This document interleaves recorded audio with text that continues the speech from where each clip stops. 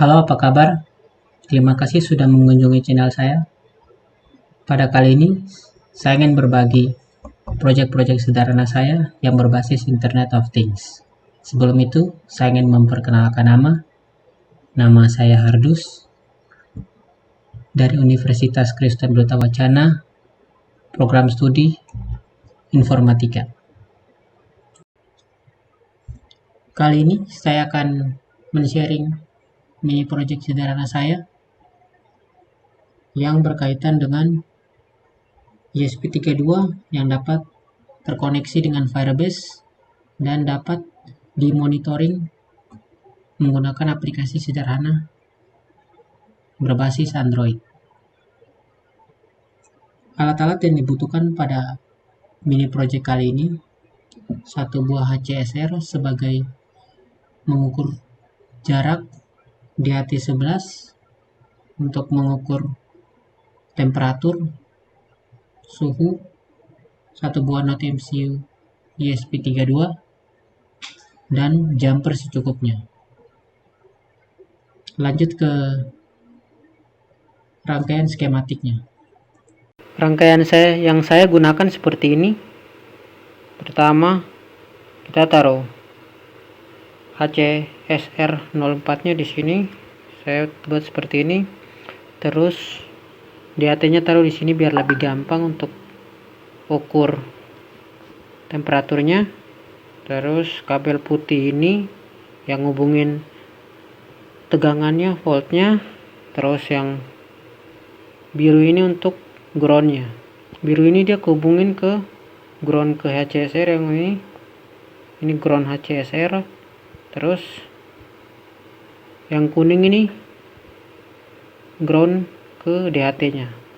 Terus yang ini volt untuk HCSR-nya, dan putih yang ini untuk volt atau tegangan ke DHT 11-nya. Oke, lanjut ke pinnya. Ini pin 12 sama 14 untuk ke HCSR-nya, dan pin 23 yang hijau ini untuk DHT-nya. Itu mungkin penjelasan rangkaian skematiknya. Kita lanjut ke bagian code di Arduino IDE-nya. Code yang saya gunakan seperti ini. Pertama, kita tambahkan library WiFi untuk WiFi-nya, terus Firebase-nya, HCSR-nya untuk ultrasoniknya, DHT11-nya, terus definisikan tipe DHT-nya, terus tambahin Firebase host-nya. Nanti ini akan saya jelaskan di bagian Firebase, dan juga ini juga akan saya jelaskan di bagian Firebase-nya. Terus kita tambahin WiFi SSD dan password sesuai WiFi yang kita punya. Lalu tambahkan beberapa variabel untuk pinnya, DHT pin untuk DHT11, trigger dan echo untuk sensor ultrasonik atau HCSR 04-nya.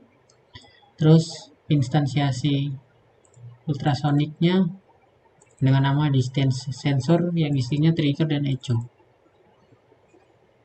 Lalu DHT-nya, Firebase-nya juga.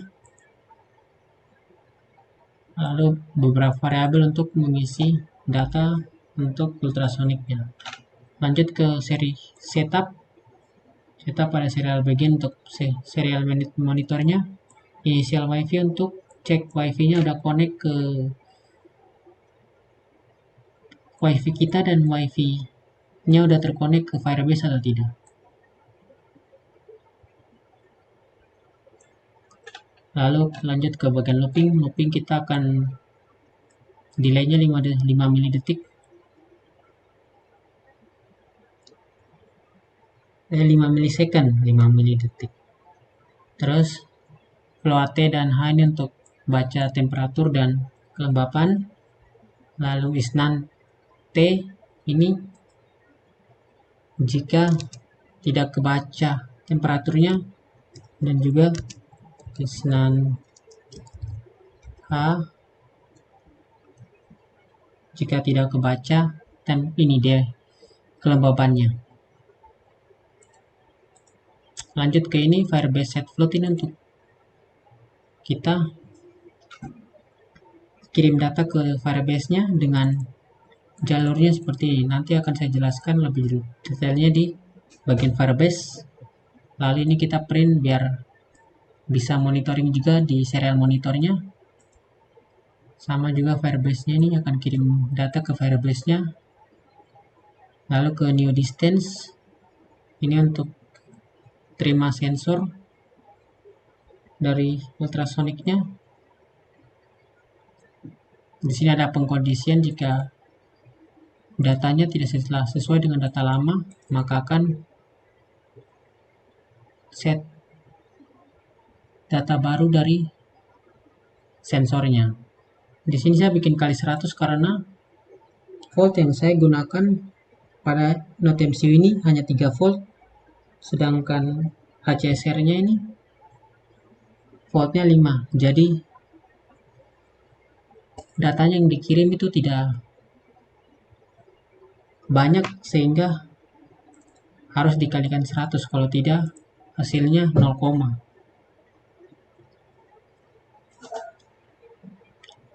lanjut ke serial print ini untuk nampilin juga di serial monitor. Itu saja mungkin penjelasan code pada mini project kali ini. Kita lanjut ke bagian Firebase. Oke, sekarang bagian Firebase-nya. Sekarang kita masuk ke Firebase-nya dulu, tulis Firebase, ke Firebase Google, terus ke konsol. Lalu ini udah aku buat, tapi aku akan jelaskan dari awal cara buatnya untuk project baru. Add project, nama projectnya misalnya test project. Continue, ini continue saja. Select akunnya default, setting aja default. Lalu create project. Agak lama, jadi tunggu aja. Sedikit lagi. Oke, sudah selesai. Lanjutkan. Oke. Nanti munculnya seperti begini. Sekarang karena kita mau datanya dikirim terus-menerus, sehingga update setiap waktu, kita ke real time database. Ini tutup aja. Lalu create database. Create database pilih yang ini, start test mode. Lalu enable. Oke, nanti muncul seperti ini. Ini masih kosong. Lalu untuk kita tambahinnya itu seperti pada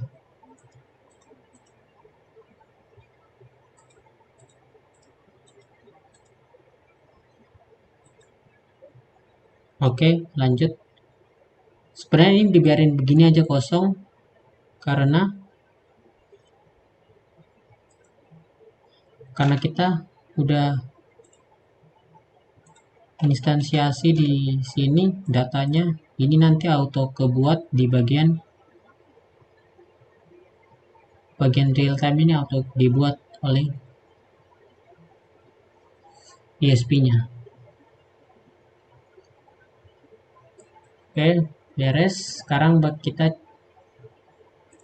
dapatkan token dan juga hostnya. Dapatnya itu di bagian setting, project setting, terus service account ini, database secret. Nah, ini secretnya, ini datanya di copy terus dimasukkan di Firebase hostnya.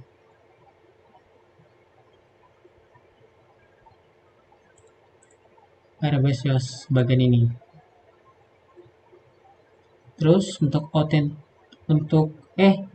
host, sorry. Untuk autentikasinya dimasukkan yang ini.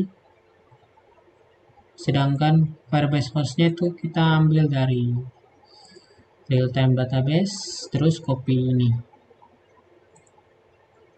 linknya ini kita masukin di Firebase hostnya. Oke, itu mungkin penjelasan dari Firebase-nya. Kita lanjut ke bagian pemrograman di Android Studio-nya. Nah, bagian codingannya ini saya import package Flutter-nya untuk materialnya, terus scene monitornya untuk file scene monitornya, terus extend stateless. Yang belum tahu Flutter bisa lihat aja seperti begini. Terus konsep my app-nya untuk ambil kuncinya, terus kita override widget karena Flutter itu pakai widget ya. Jadi kita override beberapa widget built-in build konteks ini itu udah bawaan dari stateless widgetnya. Terus kita return material app ini nanti tuh untuk kita bisa tambahin title, rootnya, home-nya. Lanjut ke bagian scene monitor. Scene monitor ini yang bagian fungsi dari kirim data atau terima data ke Android-nya. Pertama kita import beberapa package ini, database, service. Lalu kita bikin kelas namanya scene monitor yang extend stateful. Lalu scene monitor create state scene monitor, terus kelas scene monitor state scene monitor dari sini. Lalu bikin final db ref ini untuk Firebase database-nya, untuk instansiasi Firebase-nya, sehingga kita bisa kirim atau terima data dari Firebase-nya. Lalu ini widget build juga ini untuk state, pada state pokoknya yang sifatnya state itu bisa wajib override widget build. Lanjut ke bagian returnnya, scaffold untuk nanti home screen-nya warna apa, defaultnya warna putih. Lalu ke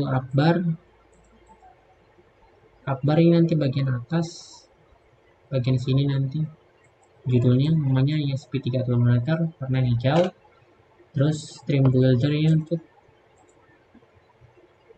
stream atau setiap waktu dia kirim data, sifatnya stream gitu aliran ini. Lalu ini seperti ini content snapshot, ada condition, terus kolom ini untuk datanya geser ke bawah. Lalu bikin children size box dengan jaraknya 20, kayak di sini jarak size-nya. Terus row untuk datanya ke samping. Lalu bikin main axis ini, main axis nanti bikin ke tengah. Mending saya sambil running aja. Oke, sudah. Nah, nantinya muncul seperti ini bagian up bar-nya, SP-nya, terus ini kolomnya ada 3 turun ke bawah. Lalu row-nya ini setiap kolom kita bikin bukan setiap kolom, setiap children-nya tuh kita bikin size dan juga row. Iya benar, sorry gak fokus. Lalu masukin temperatur, stylenya, tekstilnya, fontnya, weight-nya, oke. Terus bagian ini, nah ini untuk snapshot datanya ini, untuk terima data dari Firebase-nya yang diubah jadi toString, jadi string sifatnya. Temperaturnya ini sesuai nama di sini ya, sesuai nama di sini. Tidak usah tulis datanya lagi garis miring data karena sudah ditambahin di stringnya, childnya udah dinamain data, jadi nggak usah. Terus ke bagian style, tekstilnya udah oke sama aja, tinggal copy paste saja. Oke, sama oke. Terus return container jika datanya tidak sesuai atau tidak connect dengan Firebase. Oke, ini data yang dari mini project 4 ku. Mending kita langsung ke mini project aja. Nah, mini project 4 aku ke real time database. Oke, ini oke. Lanjut ke bagian runningnya. Sekarang kita demoin projectnya ya. Coba kita upload, tunggu. Oke, sudah connect. Kita tekan ya, udah tidak perlu ditekan. Nah, kalau sudah, cek di monitor. Kabelku ini kadang-kadang, nah aman, beres. Seperti ini akan tampil seperti ini. Terus jarak distance-nya ya seperti yang aku bilang tadi, karena hanya bisa diukur sedikit karena tegangannya rendah, jadi jaraknya itu cuma bisa 3-5, dikalikan 100 biar nilainya jadi integer gitu. Oke, terus kita cek di bagian ini mini project. Nah, temperaturnya naik terus kan, update terus. Humidity-nya juga naik 90 ini.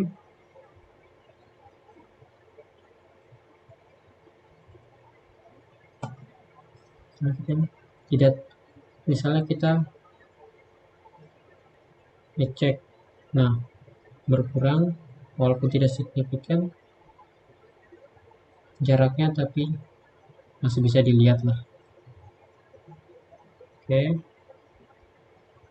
itu mungkin sekian dari penjelasan sekaligus tutorial dari saya yang berkaitan dengan mini project kali ini. Semoga bermanfaat. Sampai ketemu di video selanjutnya.